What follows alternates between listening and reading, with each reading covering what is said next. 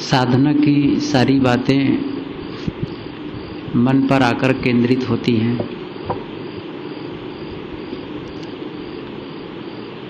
प्रश्न होता है कि ये मन है क्या? मन न तो जड़ है न तो चेतन है, और इस पूरी दुनिया में दो ही तत्व हैं, एक जड़ और एक चेतन। जड़ वह है, जड़ उसे कहते हैं जो न अपने को जानता है न दूसरे को जानता है। चेतन उसे कहते हैं जो स्वयं को जानता है और दूसरों को भी जानता है। लेकिन मन न जड़ है न चेतन है, लेकिन इन दोनों के संबंध से मन बनता है। संतजन इसको समझाने के लिए सूर्य और पेड़ का उदाहरण देते हैं। सूर्य भी एक वस्तु है, तत्व है, और पेड़ भी एक पदार्थ है। सूर्य का प्रकाश पेड़ पर पड़ता है, पेड़ की छाया बनती है। छाया न तो सूर्य है न पेड़ है। इसी प्रकार मन की दशा है। वैसे और भी इसके भेद प्रभेद बहुत हैं।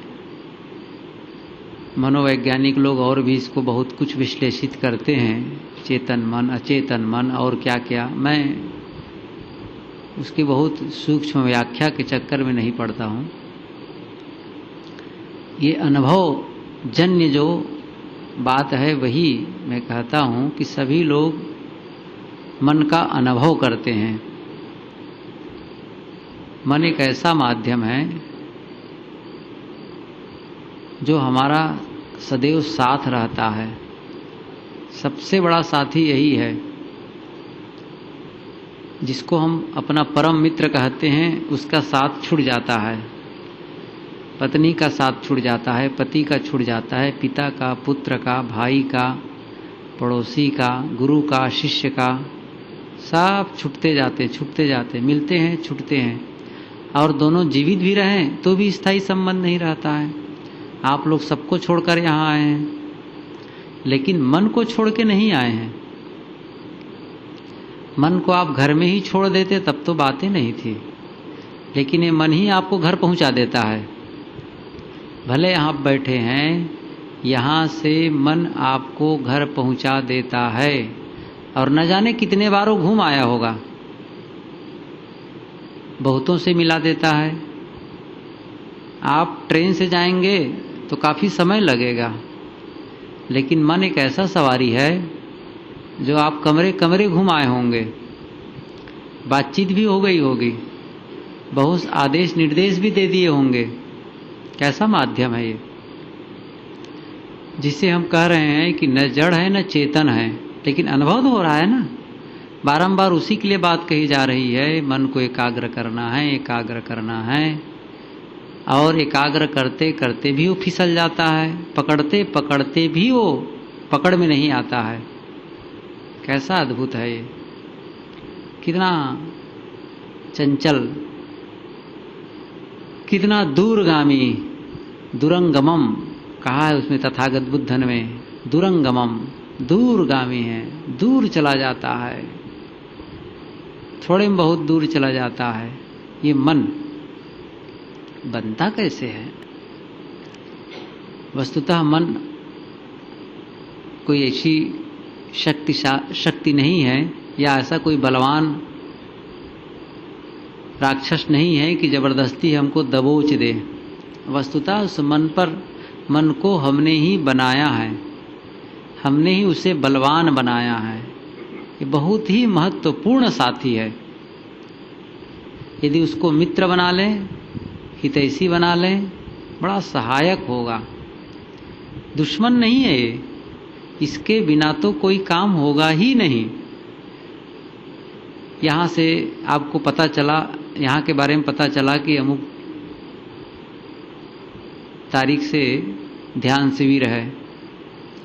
घर वालों से कहा कि मेरा मन कहता है इस साल कि ध्यान शिविर में जाऊं।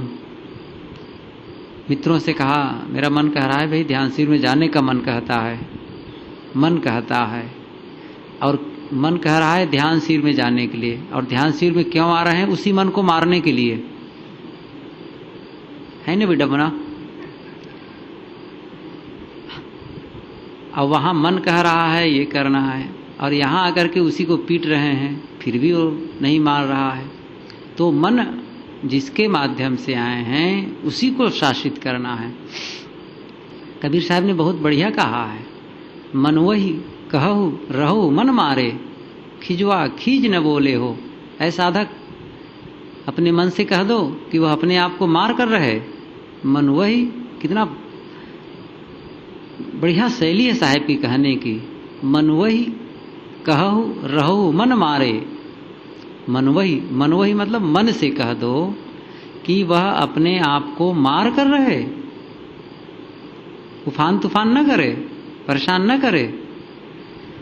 लकड़ी काटने के लिए कुल्हाड़ी में लकड़ी का बेंट लगा लेते हैं और लकड़ी काटते हैं। उसी मन को उसी मन से मारा। एक होता है साधक, एक होता है बाधक। पैर में कांटा चुभ जाता है तो कांटा निकालने के लिए फिर उसको दूसरा कांटा चुभाते हैं। जब कांटा चुभ गया है तब तो फिर कांटा नहीं चुभाना चाहिए ना, लेकिन नहीं, चुभे हुए कांटे को निकालने के लिए फिर कांटा। तो एक कांटा सहायक है और एक कांटा दुखदायक है। ऐसे ही हमारा मन, जिसको हमने ही बनाया है, उसको अशुद्ध किया है, उसे क्रोधी बनाया है, लोभी बनाया, कामी बनाया, द्वेषी बनाया, ईर्ष्यालु बनाया, अहंकारी बनाया है। अब सद्गुरु कहते हैं उसे विनम्र बनाओ, सरल बनाओ, निष्क्रोधी, निष्कामी, निर्लोभी, निर्मोही उलट दो। मार्गांतरीकरण साधना है, मार्गांतरीकरण करना। मन को मारना नहीं है, मन मार नहीं सकते। मन मार देंगे मन मर जाएगा, ऐसे कैसे हो सकता है? मन के बिना आप यहाँ से उठ नहीं सकते, खा पी नहीं सकते, बोलचाल नहीं सकते।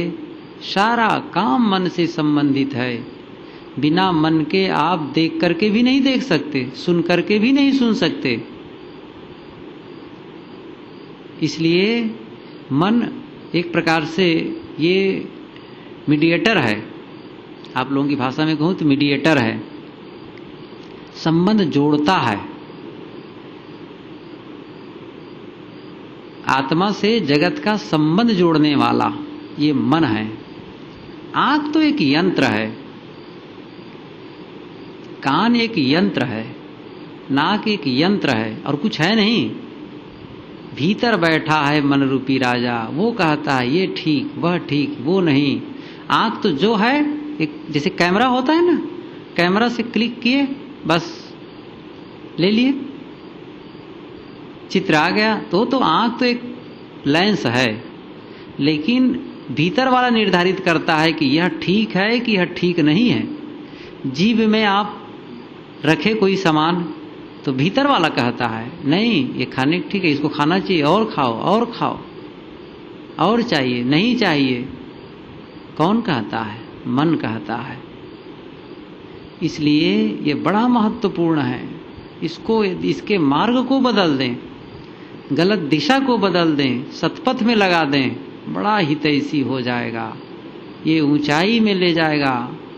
जो डुबाने वाला मन हमको तारने वाला हो जाएगा। अभी तक डुबा रहा था। नित्य उच्च नौवा नाव चढ़तु है बेरही बेरा बोरे हो। सद्गुरु कहते हैं एक नाविक नाव पर सवार होता है, बस फिर डुबाता है, फिर निकालता, फिर डुबाता है, बार बार वो नाव को डुबाता है। वही दशा हमारी है। इस शरीर रूपी नाव पर हम चढ़ते हैं, मन रूपी सवार, और बार बार डुबाता है उसको। सुबह उठे क्रोध में, लोभ में, मोह में, द्वेष में, किसी बात को लेकर के उलझन, डूबना ही है।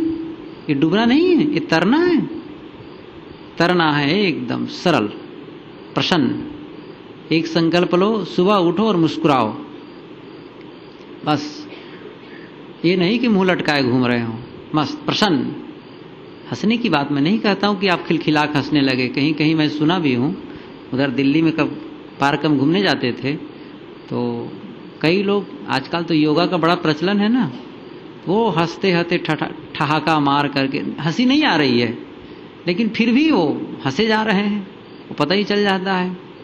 लेकिन वो बाहर की हंसी है, जबरदस्ती हंसा रहे शरीर को। चलो कोई बात नहीं, वही सही, चलो वो भी ठीक है, आप अपना जाने। लेकिन मुस्कुराना भीतर से होता है, प्रसन्न मन होगा, मुस्कुराना है। तो इस मन को, उदासी है मन, उसको ठीक कर देना, डुबाना नहीं है, मार्ग को बदलना है। ये उदाहरण दिया जाता है कि जैसे एक लोहा है, आप पानी में डालेंगे डूब जाता है, लेकिन उसी लोहे को कहा गया ले जाओ लोहार के पास, गरमाएगा वह, निहाई पर रखेगा, हथौड़ी से पीटेगा और उसको एक बाटका बना दिया, कटोरा बड़ा सा। लोहे में और डाला नहीं गया, कुछ मिलाया नहीं, कुछ निकाला नहीं गया, लेकिन पहले जो लोहा डूब रहा था, जो चौरस था, गोला था, लेकिन उसको जब कटोरा बना दिया गया, पानी पर रखने पर वह तैरने लगता है, रूप बदल गया, उसमें उसको व्यवस्था दे दी गई। मन को भी व्यवस्था दे देना है। जो डुबा रहा है संसार में वही अब तैराने वाला होगा। और ध्यान दीजिए, जब कटोरा को पानी पर रखेंगे ना, तो उसमें आप घास के टुकड़े, कागज के टुकड़े रख देंगे तो वो भी तैरा करके ले जाएगा। जो तैरना जानता है, जो तैरता है, वही दूसरों को भी तैराता है। जो डूबता है वो दूसरों को डुबाता है। सद्गुरु तैर चुके हैं, जानते हैं तैरना, हम लोगों को भी लेकर के चल रहे हैं, चलो मेरे साथ, चलो तैरो, सबको सिखा रहे हैं तैरना। तो जो तैरे हैं, जो तर गए हैं, वही दूसरों को तारते हैं। इस मन को, यह मन जो अभी तक हमें डुबा रहा था संसार में, अब उसको प्रशिक्षित कर दिया गया, उसको समझा लिया गया, बिल्कुल साधना संपन्न बनाया गया। अब वो डुबाता नहीं है, वो तैराता है। घोड़ा, चंचल घोड़ा, उसको प्रशिक्षित नहीं किया गया है, सिखाया नहीं गया है, बैठेंगे पीठ पर पटक देगा, हाथ पैर तोड़ देगा। लेकिन उसी घोड़े को प्रशिक्षित कर लिया गया, सुंदर, बैठिए और द्रुत गति से मंजिल पहुंचाएगा। यही मन की बात है। हम लोगों को एक चंचल घोड़ा मिला है, प्रशिक्षित किए नहीं है, जीवन जी रहे हैं। इसीलिए साहब कह रहे थे ना, एक कला के बिछुड़े विकल होद सब ठाव। ये जीने की कला, मन को प्रशिक्षित करने की कला है ध्यान। हमें प्रशिक्षित करना है, अब यह डुबाने वाला ना हो। मेरा प्रश्न था कि ये बनता कैसे, कैसे हो जाता है? जो हम खुराक देते हैं वही आहार वो ग्रहण करता है, उसी के अनुसार वो बनता है। जो डालते हैं वही निकलता है, अलग से नहीं है।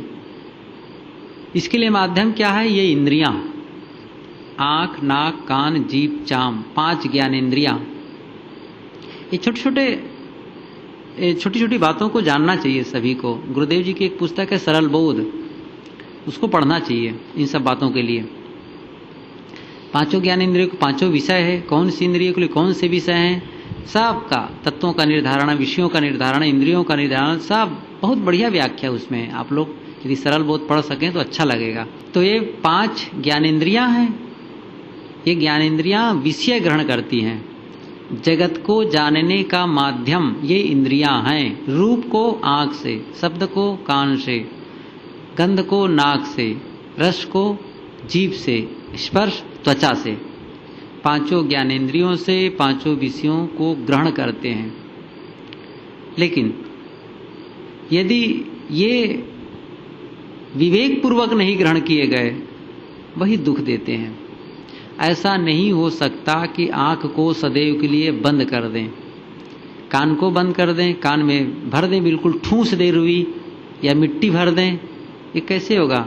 आँख में पट्टी बांध लें, सभी लोग गंधारी बन जाएं, ऐसा नहीं उपदेश है धर्म का। आँख में पट्टी बांधने का उपदेश नहीं है। आँख, नाक, कान, जीभ, चाम, इन इंद्रियों के पास एक आप दरबान बैठा दें, सिक्योरिटी गार्ड। तो सिक्योरिटी गार्ड पूछ लेगा, कौन हो भाई तुम? सही आदमी हो कि नहीं हो? सही आदमी हो तो अंदर जाओ, गलत आदमी हो बाहर रहो, भगाओ उसको, पुलिस के हवाले करो। सीधी सी बात है। ये सिक्योरिटी गार्ड बैठाना है, सुरक्षा बल वहाँ तैयार कर दो। मन को ही ठीक करो, उन्हीं से कहो देखो भाई गलत रूप आए मन आँख में, सावधान रहो, आँख बंद कर लो, अलग चले जाओ। गलत शब्द आए, चुगली, निंदा, गाली, प्रपंच, विषय वासना जनित शब्द, बंद कर लो, शांत, अलग चले जाओ, न सुनो। ये विवेक जब तक नहीं करेंगे, आहार ही ठीक नहीं होगा, तो हमारा व्यवहार कहाँ से ठीक होगा, मन कहाँ से बनेगा? जो ऋषि जन कहते हैं, ऋषि उपनिषद में ये बात आई है, नारद को समझाते हुए जो सनत कुमार ने कहा है कि आहार शुद्धो सत्व शुद्धि, सत्व शुद्धो ध्रुवा स्मृति, स्मृति लंबे सर्वग्रंथि नाम विप्रमोक्षा। आहार को शुद्ध करो, आहार आँख का आहार रूप, इसी प्रकार अन्य ज्ञान इंद्रियों के सभी को शुद्ध करो, गलत रूप न देखो। वह रूप जो मन को चंचल करे, इसका अनुभव कर लें आप। पहले अनुभव तो हो ही जाता है। जिस रूप को देख करके मन में चंचलता बढ़ रही है, विषय विकार आ रहे हैं, सावधान हो गए। अपनी भूल अपने लिए गुरु का काम करती है। एक बार भी यदि हम उसको समझ लिए तो फिर से न दोहराएं। लेकिन हम लोगों की आदत इतनी बिगड़ी हुई है कि गलतियों को बार बार दोहराते रहते हैं। और भजन का बहुत छोटा सूत्र यदि आप लोग जानना चाहे तो मैं बताऊं, भजन कहते किसे हैं? गलतियों को न दोहराना, यही भजन है। एक ही सूत्र आप लेकर के जीवन का में प्रयोग शुरू कर दें, बस काम बन गया।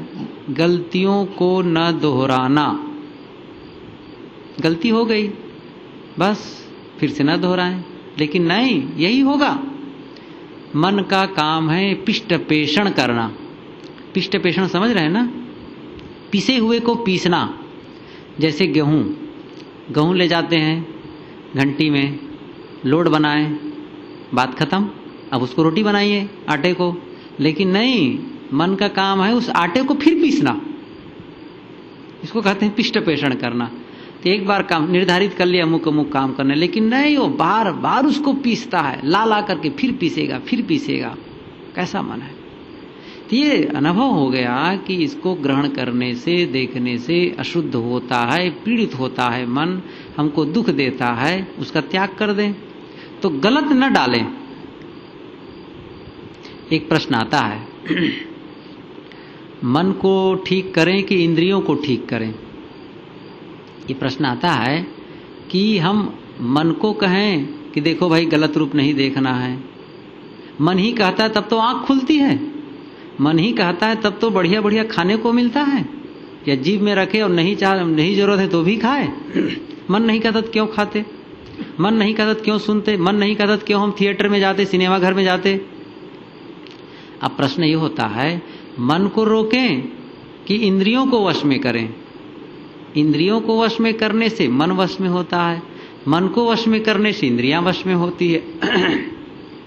वस्तुतः समग्रता को लेकर चलना पड़ेगा। किसी भी काम के लिए एक मुख्य उद्देश्य होता है, एक सहायक। भोजन बनाना है तो उपादान सामग्री है चावल, दाल, सब्जी, पानी, ईंधन, लेकिन बहुत से सामान। उसके लिए रोटी सेकने के लिए चिमटा चाहिए, उतारने के लिए कपड़ा चाहिए, पकड़ने के लिए और कुछ सणसी चाहिए, ये चाहिए, वो चाहिए, कितने सहायक। हल्दी चाहिए, धनिया चाहिए, जीरा चाहिए, तेल चाहिए। अरे नमक नहीं रहेगा तो भोजन नहीं करेंगे आप। कितना अंतर है, बहुत से सहायक। इसी प्रकार से हम समग्रता को लेकर के चलेंगे तब काम बनेगा। मन को भी कहना है नहीं, और कई बार दमन भी करना है। यहीं पर बात आती है दमन और शमन। दमन और शमन, एक होता है दमन और एक होता है शमन। दमन का मतलब होता है जबरदस्ती रोकना, और शमन का मतलब वो पूर्णता है, जबरदस्ती रोकना नहीं पड़ता, अपने आप संयमित है, बस उस पर विचार उठता ही नहीं उसके लिए। ये शमन है। आएंगे तो चले जाएंगे, तुरंत उसको साफ कर लेता है साधक, जो पहुंचा हुआ होता है वह। आरंभ में दमन की भी आवश्यकता है। जैसे बार बार गुरुदेव जी कहा करते हैं कम खाओ कम खाओ, लेकिन नहीं, अनुकूल भोजन मिलता है बस मन फिसल जाता है बार बार। ये सुनते तो हैं, भाई देखो मिठाई मिले ना कम खाओ, वो मिले कम खाओ, वो करो। ये कहना सरल है, लेकिन जब भोजनालय में पहुंच जाओगे ना तो चौकी की बात चौका में फिर नहीं पहुंचती है। बैठ जाओ तब फिर या तो ना खाओ, एक हो सकता है, या तो जाओ ही मत, और गए और कम, ये कैसे हो सकता है। भोगों को देख करके, एक सदगुरु विशाल देव ने कहा है कि सही न सके सन्मुख जीव इच्छा। ये जीव सामने भोग पदार्थ देख करके बस वो उसी पर लपट जाता है, नहीं सह पाता है। स्वाभाविक है। कैसा ये अनादि अभ्यस्त मन, इसको समझाने समझाते समझाते समय लगता है। कई बार इसको संबोधित करो भैया मान, बहुत चुचकारना पुचकारना पड़ता है, कई बार डांटना फटकारना पड़ता है, अनेकों बार संबोधित करते करते। मैंने वो उदाहरण दिया था लोहे का, कि उस कटोरा बनाना है, जब पहली बार लोहार उसको पीटना शुरू करता है तो कितने हथौड़े लगता है, गिनता है 1 2 3 4, ओ हथौड़े पर हथौड़े मारता है। ऐसे ही मन को ज्ञान के हथौड़े से पीटना पड़ता है, अनेकों बार पीटो एकदम, जब तक वो दुरुस्त न हो जाए, पीटते रहो पीटते रहो। एक उदाहरण बताऊं, महात्मा लोग बहुत बढ़िया बढ़िया उदाहरण दिया करते हैं, और कई बार आप लोग सुने होंगे। एक राजा था, तो एक दिन उसके मन में आया, ये बकरा को देखो हमेशा खाते रहता है, ये तो कभी ये चाहे जितना पेट भरा हो, हरी हरी घास आती फिर खाना शुरू कर देता है। एक दिन कहा लोगों से, जो इस बकरे का पेट भर देगा तो उसको मैं इनाम दूंगा। सभी ललचाए राजा से इनाम पाने के लिए, कहा मैं भर दूंगा, ठीक है ले जाओ। ले गए बकरा, खूब खिलाया, दोनों पेट बिल्कुल फुल। लाए राजा के पास, राजा साहब मैं बकरा का पेट भर दिया हूँ, एकदम फुल हो गया, नहीं खाए गए। ठीक है, हरी हरी घास लेकर राजा ने कहा, दिखाया घास, बस बकरा दौड़कर फिर खाने लगा। देखो इसका पेट भरा ही नहीं। सब लोग हार गए, बड़ा गड़बड़। मंत्री ने कहा ठीक है मैं भर दूंगा इसको। ले गया, कहाँ, मैदान में, खुली जगह, और घास भी रखा थोड़ी सी, और सामने जब रखा कि घास खाने के लिए जैसे दिखाता, आता वो घास खाने के लिए, एक डंडा उठाकर उसके सिर पर मारता, फिर चला जाता, फिर घास दिखाता, फिर आता, फिर एक डंडा मारता, फिर चला गया। डंडे मार खाते खाते उसके चेहरे सूज गए, फूल गए। अब तो घास को देख करके वो भागता वापस, क्या समझ गया पेट भर गया इसका, चलो अब राजा के पास। कहा राजा साहब पेट भर गया बकरे का, अच्छा ठीक है प्रयोग करता हूं। लिया घास, दिखाया बकरे की ओर, वहीं तो डंडा लेकर खड़ा ही था मंत्री राजा के बगल में ही खड़े होगा ना। जैसे देखा वो लौट कर और घास देख करके भागा उलट के, हाँ अब इसका पेट भरा। ये मन रूपी बकरा का पेट भर करके आप उसको मनानुकूल भोग देना चाहो, पेट भरेगा, डंडा मारना पड़ेगा। नहीं चाहिए हमको, यही तो वैराग्य है, नहीं चाहिए, बिल्कुल कस देना पड़ेगा। जो उपयोगी है, जिसके बिना जीवन नहीं चलेगा, व्यवहार नहीं चलेगा, वही चीज चाहिए बस, बाकी नहीं चाहिए। ये जब विवेक की कसौटी लगाएंगे बारंबार मन में, उसको चोट करेंगे डंडा से, तब होगा। ये मैं शुरुआत ही किया था, अनेकों बार डंडा मारना पड़ता है। तो ये जो खुराक डालते हैं वो उचित हो, आहार शुद्ध हो, पहले से ही। मैं कह रहा था समग्रता को लेकर चलना है, मन को भी संबोधित करना है, साथ साथ ये इंद्रियों को भी। कई बार दमन की आवश्यकता पड़ती, आरंभिक में तो इसकी आवश्यकता ही है। प्रारंभ में साधना में नहीं चाहिए बिल्कुल। तो मैं ये कह रहा था कि जैसे भोजन के बारे में कहा कि भोग पदार्थ देख करके मन फिसल जाता है, तो ऐसी स्थिति में दमन नहीं करना। मुझे जाना ही नहीं भोजनालय में, इसलिए कई कई उपवास कर देते हैं, व्रत कर देते हैं, नहीं करने का। भाई ठीक है, छोड़ो, आज मुझे नहीं खाना है, ऐसा बना है, ठीक है, आज भोजन नहीं करना है। ये दमन हुआ। लेकिन वहां जाकर जो उचित है उतना ही खा लेना, ये शमन है, ये सफलता है। कबीर साहब का सिद्धांत यही है, भोगौ भोग भुक्ति जन भोगौ योग युक्ति तन साधौ हो। उन्होंने कहा तपस्या नहीं, साधना करो। साधना में संतुलन होता है, तपस्या में दिखावा होता है। ये अलग विषय है, इस पर नहीं कहूंगा। इस समय मैं कह रहा था कि भोग पदार्थ देख करके मन विचलित हो जाता है, संभाल नहीं पाता है। एक पंडित जी कथा कहते थे, और क्या कैसे कथा कहते थे, शाम के समय लोग आते थे उनके पास सुनने के लिए। एक बिल्ली वो पाल रखा था, बिल्ली को बहुत बढ़िया समझा लिया था, पालतू बिल्ली थी। तो बिल्ली भी कथा के समय बैठे रहती थी, तो बिल्ली के सिर पर ऐसे माथे पर थोड़ी सी मिट्टी रख करके एक दीप रख देता था, दीपक, और उसी दीपक के प्रकाश से वो पुस्तक बांचा करता था, लोग सुना करते थे। और ये रोज का क्रम, लोग बैठे सुनते, बिल्ली चुपचाप बैठी रहती थी, प्रकाश उसके सिर पर जलता रहता था, और पंडित जी कथा कहते थे। कई बार पूछ लेते थे जो आए हुए, कहो भाई मन ठीक ठाक है ना, कैसा है? लोग कहते हैं क्या करें, मन शांत नहीं होता है, मन नहीं रुकता है, जैसे भोग देखते हैं तैसे विचलित हो जाता है। तो कहा, पंडित जी कह देते थे, उलाहना देते थे, अरे इतने दिन के सत्संगी हो, क्या साधना कर रहे, देखो तुम लोगों से बढ़िया बिल्ली है, चुपचाप बैठी रहती बेचारी शांत, कितना बढ़िया है बिल्ली। एक भगत को लगा ये कैसे हो सकता है कि बिल्ली शांत बैठे रहे, ठीक है देखते हैं। 2 दिन के बाद, ठंडी का मौसम था, चादर ओढ़ के आते थे लोग। एक दिन एक चूहा को बगल में दबा के ले आया, ऊंदर, इधर ऊंदर कहते ना। अब कथा शुरू हो गई, अब बिल्ली बैठी है, अब बस धीरे से चूहा को छोड़ दिया सामने। अब तो बिल्ली को क्या पता कि ऊपर क्या रखा है, भगी जोर से चूहा के पीछे खत्म वो सब संयम नियम। यही दशा हम लोगों की है। अब यहाँ ध्यान में मस्त रीढ़ तान के बैठे हैं, मस्त, अब ये है वो है। अब सामने लड्डू आ गए तो एक लड्डू और मिल जाए ना, क्या हर्जा है, हो गए ना, फिसल गए। कहाँ गई वो कथा, कहाँ गए वो ज्ञान, खत्म सब। सदगुरु कबीर ने कहा है, मांस फैलाए गिद्ध रखवरिया, को वस करे नगर कोटवलिया, मांस फैलाए गिद्ध रखवरिया।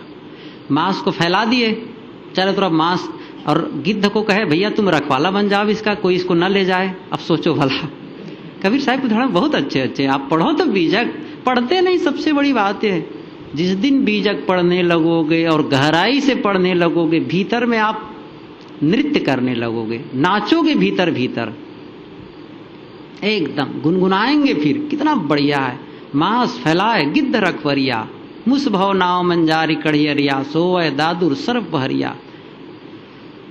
मेढक सो रहा है और सांप को कह दिया गया तुम इसके रखवाली करो, कोई इसको छेड़खानी ना करे। सोचो कितनी बढ़िया उदाहरण है। बीजक पढ़ो, मैं इसका अर्थ नहीं करने जा रहा हूं, बस इतना ही पर्याप्त है। मतलब यह हुआ कि भोग पदार्थ सामने आने पर अपने आप को संभाल लेना, यदि नहीं संभल रहा है तो दमन कर दो, बिल्कुल आंख बंद, सब बंद। ऐसा अभ्यास करते करते शमन की स्थिति आएगी, मन उस पर फिर चलेगा ही नहीं। इसलिए मन को भी रोकना है, इंद्रियों को भी रोकना है, इस पूरे समग्र को साथ में लेकर के साधना में आगे बढ़ना है, तब काम बनेगा। समय ज़्यादा हो गया है, फिर जीवन रहा तो इस पर समय से चर्चा होगी। सभी लोग अब मन को एकाग्र करने का प्रयास करें। जिस मन के लिए अभी तक के लानत बरामद कर रहे थे, आलोचना और बहुत कुछ कह रहे थे, आओ उसको मनाएं। सब लोग मनाने में लगे, मन को शांत करने में लगे। क्रोध ना करें, कभी कभी डांटना ठीक है मन को, लेकिन उससे प्रेम करें, बड़ी शालीनता से और प्रेम से उसको समझाएं, शांत। उसके सामने प्रतिपक्ष रखो, उसको रखो कि क्या चाहिए। मैं कल कहा था, जो चाहिए उसको समझा कर कहो, इस चीज की अभी आवश्यकता नहीं है, इससे हमारा कोई काम सधने वाला, कल्याण का काम इससे नहीं होगा, ये अवरोधक है। शांत, इसलिए बार बार समझाओ, बार बार समझाओ, ज्ञान कराओ, बोध कराओ, मन को मित्र बनाओ, और अंत में मन को कहो तुम विश्राम करो, बस अब नहीं चाहिए। अपने आप को मन से भी अलग, मन का भी दृष्टा, पूरा सोचना खत्म, मन खत्म। इसलिए साक्षी भाव, जो कुछ विचार आए दृष्टा बन करके देखें और छोड़ दे जाएं। विचार आए बस अलग हो जाएं। क्या सोच रहे हो, बस इतना ही प्रश्न कर लो, अपने आप मन मौन हो जाएगा। बार बार पूछो क्या सोच रहे हो, बस एक ही प्रश्न बहुत बड़ा काम करता है मन के लिए। ख्याल आना चाहिए, बार बार ख्याल करो, भूल जाएं फिर जागे, फिर भूलें फिर जागे, बस इसके अलावा कोई काम ही नहीं है। बीजू धंधा नहीं, दूसरा काम है, दूसरा धंधा है ही नहीं।